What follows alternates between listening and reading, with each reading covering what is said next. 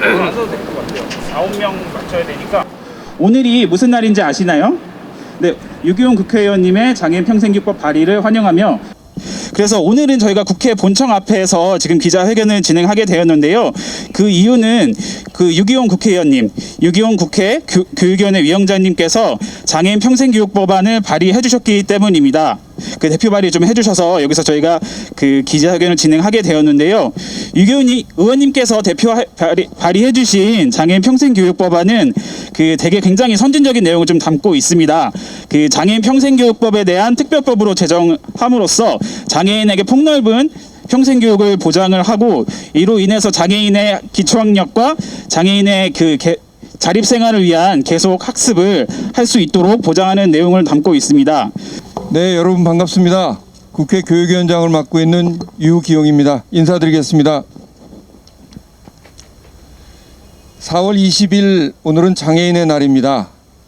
장애인의 날을 맞아서 장애인들의 학력을 신장하고 또 사회, 문화, 예술 활동 등 평생교육 참여 기회를 늘리기 위한 장애인 평생교육법을 대표 발의하게 됐습니다. 법안을 꼼꼼하게 검토하느라고 사실 사흘밖에 시간이 없었는데도 저를 포함한 더불어민주당 의원님들, 또 야당인 국민의힘, 정의당, 또 열린민주당, 기본소득당, 무소속 의원님들까지 50명 가까운 분들이 발의에 동참을 해주셨습니다. 아마 시간이 조금 더 여유 있었으면 과반이 훨씬 넘는 의원님들께서 발의에 참여하실 수 있었는데 좀 아쉬운 생각은 있습니다만, 4월 20일 오늘 장애인의 날이라는 상징성을 고려해서 오늘 대표 발의하게 됐습니다. 장애인들의 교육 현실을 좀 살펴보면 비장애인들과의 교육 격차가 대단히 심각합니다. 전체 장애인 250만 명 중에서 과반이 넘는 140만 명이 중학교 졸업 이하의 학력을 가지고 있습니다.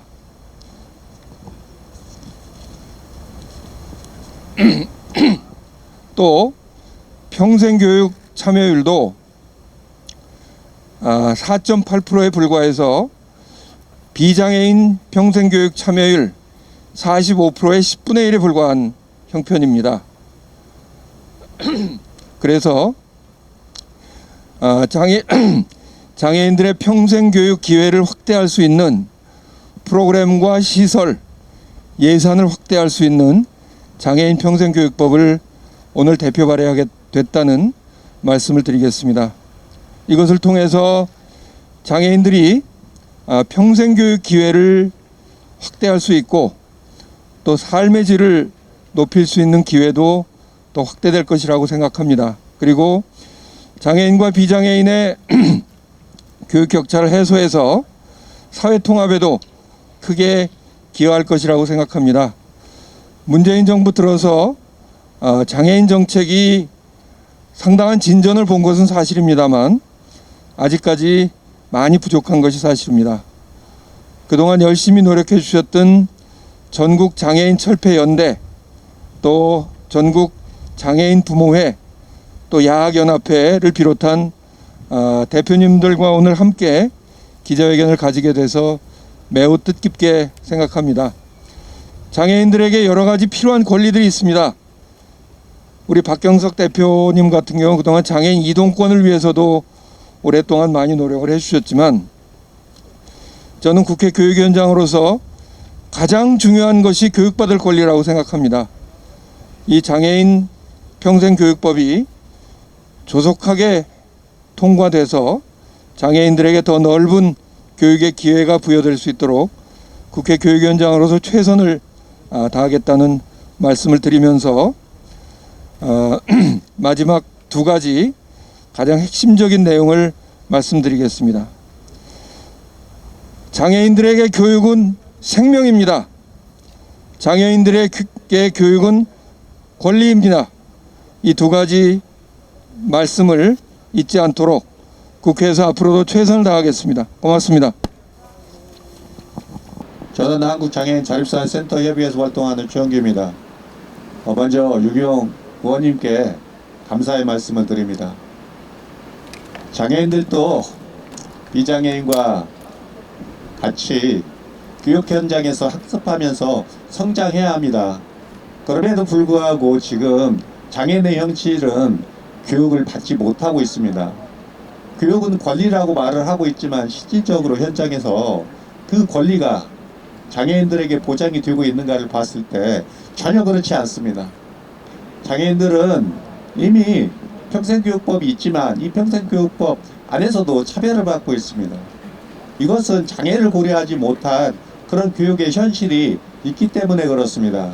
이번 유기용 의원님께서 장애인 평생교육법을 발의해 주셨습니다. 정말 감사합니다. 하지만 저는 걱정이 됩니다. 이 법이 과연 올해 통과가 될 수 있을지, 정말 올해 특히 12월 3일날 세계 장애인의 날을 맞이해서 이 법이 통과가 되었으면 좋겠습니다.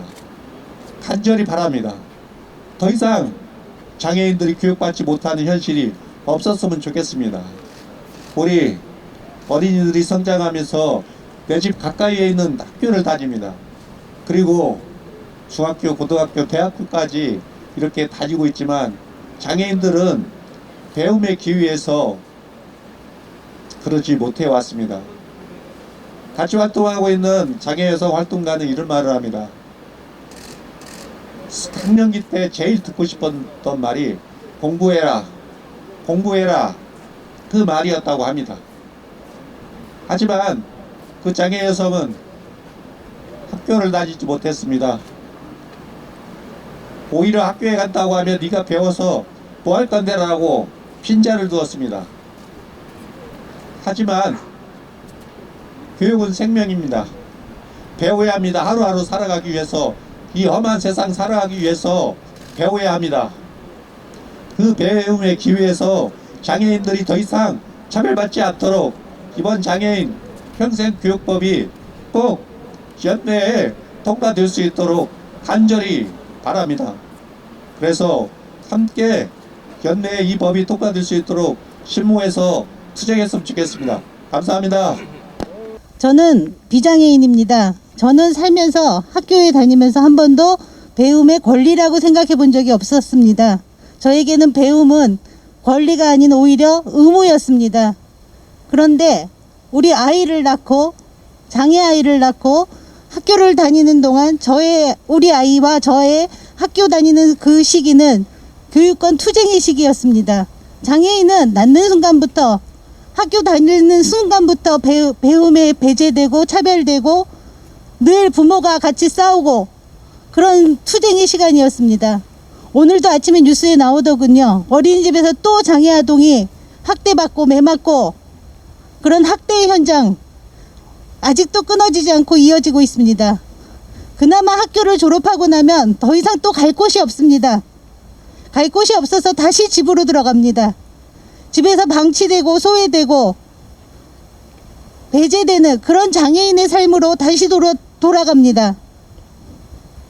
저는 우리 아이를 키우면서 늘 왜라는 질문을 갖고 살았습니다. 왜 이 아이는 학교에 가기 이렇게 힘든가? 왜 장애 아이는 갈 곳을 만들기 위해서 부모가 이렇게 돌아다니면서 싸워야 되는가? 왜 우리 아이들은 학교를 졸업하고 취업을 할 수 없는가?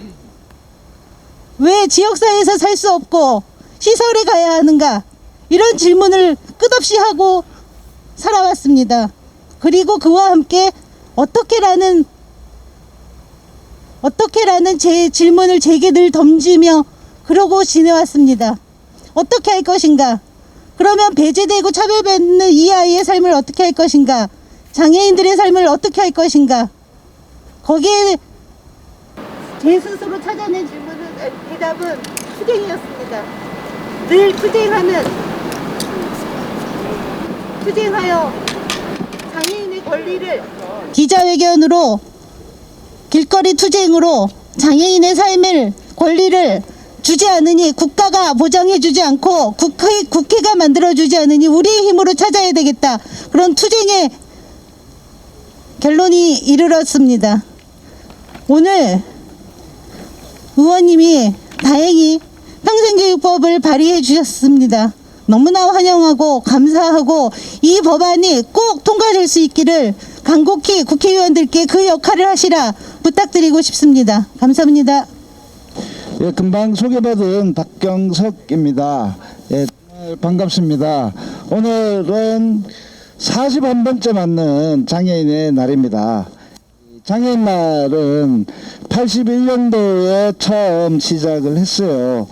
그 유래를 보면 한국 불구자 협회라는 곳이 있는데, 한국 불구자 협회의 총회날, 그날을 재활의 날이라고 이렇게 시작을 했었습니다. 그게 1972년도인데요.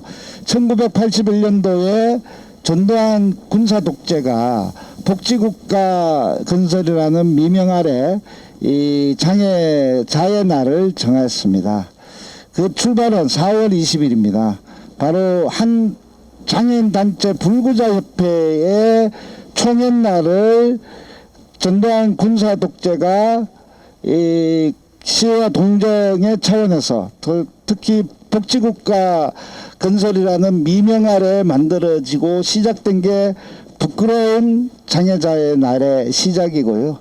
그리고 90년도에 장애인 복지법이 만들어지면서 장애인 날로 해서 지금 41년째 우리는 이 날을 기념하고 있습니다.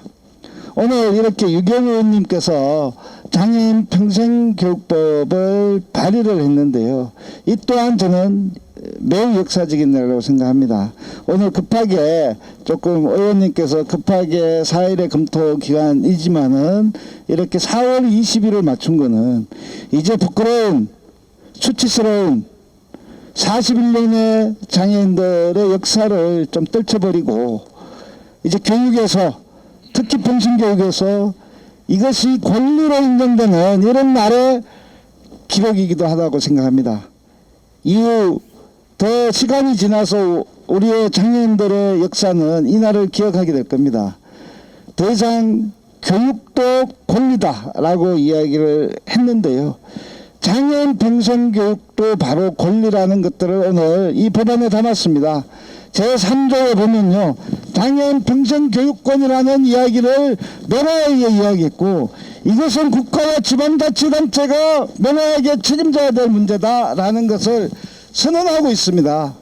이 4월 20일 날 부끄러웠던, 수치스러웠던 불구자로 규명되고 그 불구자 협회에서 총연날 장애자 날을 만들었던 이 부끄러운 역사를 오늘 21년도에 좀 떨쳐버릴 수 있어서 너무 좋습니다. 바로 이 날입니다. 이제 오늘 이날 시작해서 정말 장애인들이 지역사회에서 함께 살아갈 수 있는 지역사회 통합과 참여를 이룰 수 있는 가장 기본적인 토대가 저는 교육이라고 생각하고, 그리고 학령기 교육을 넘어서 이 지역사회에서 살아가는 장애 성인들 평생교육까지 이 권리가 확장되는 날로 기록될 것이라고 저는 생각합니다. 이 날을 기억해 주십시오. 여러분, 4월 20일입니다. 시와 동정의 날이 아니라 권리의 날로 기억하고 그리고 이것을 만들어갈 4월 20일 장애인 평생교육법이 드디어 발의됐습니다. 교육부 장관님도 이 취지에 동의한다고 했습니다. 그리고 더불어민주당 이외의 모든 제도권 정당이 이 법안에 대해서 발의에 동의했습니다. 물론 이견이 있을 수도 있습니다. 왜 평생교육법이 있는데 왜 따로 장애인 평생교육법을 만드느냐라는 주장도 있었습니다. 이해합니다. 통합해야 됩니다. 바로 그 사회적 통합과 참여를 위해서 지금까지 아무것도 보장해주지 않았던 평생교육법의 내용이 아니라 장애인들, 특히 중증장애인들이 지역사회에서 함께 평생교육을 통해서 지역사회 참여를 할 수 있는 이러한 강력한 법안이 되어서 이것을 가지고 통합할 수 있는, 지역사회 통합할 수 있는 길이 만들라고 저는 생각합니다. 우리 함께 이 법안 연내 통과를 위해서 힘차게 길을 만들어 갔으면 좋겠습니다. 감사합니다. 네, 대표 발의한 의원으로서 당부의 말씀을 좀 드리도록 하겠습니다. 사실은 50명 가까운 의원님들이 발의했으면, 그리고 그동안 발의를 위해서 장애인 단체가 이렇게 노력을 했으면 국회가 순조롭게 법안을 제정했으면 얼마나 좋겠습니까만, 2007년 장애인 특수교육법을 제가 국회 교육위원회에서 통과시킬 때도 그 과정이 결코 쉽지 않았습니다. 제가 당시 여당 교육위 간사였고 그랬지만 정부에서도 예산이 너무 많이 든다는 이유로 받아들이지 않았었습니다. 그게 가능했던 것은 장애인 부모연대를 비롯한 장애인 단체들의 지속적인 노력으로 마침내 여당 야당에서 그 법을 수용해서 예산 한꺼번에 다 마련하기 어려울 수 있습니다. 그때도 순차적으로 연차적으로 예산을 확보하는 방법으로 합의해서 통과했던 전례가 있습니다. 그래서 국회에서는 교육위원장으로서 제가 최선을 다하겠습니다. 야당을 설득하고 견해가 다른 분들을 설득하기 위해서 노력하겠는데, 그 기본 원동력은 오늘 이 자리에 함께 하신 장애인 단체에서 계속 좀 노력해 주시기를 당부드리고요.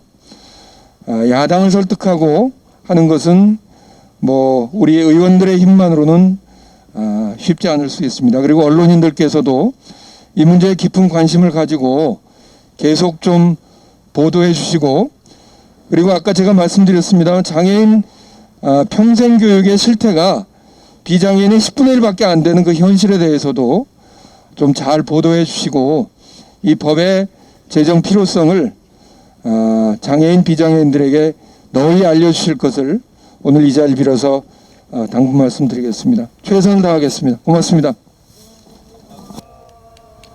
장애인에게 교육은 생명이다. 장애인 평생교육법 제정하라. 장애인에게 교육은 권리이다. 장애인 평생교육법 제정하라.